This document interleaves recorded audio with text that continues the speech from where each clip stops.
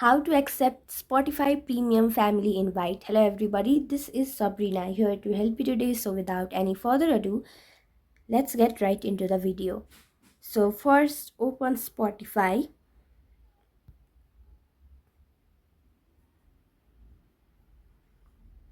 Go to your profile. The main thing you have to have or know is you just have to know your email address, and once you know the email address that is linked to your device, simply go to this account, and from here you can see your email. And once you know it, simply send it to the person that will send you the invite link,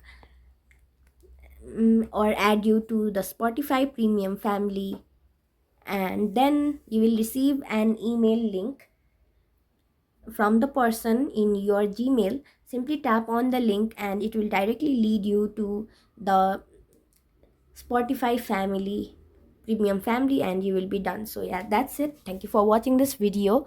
Make sure to like, share and subscribe to our YouTube channel. If you got any question, comment them down and I'll catch you in the next one.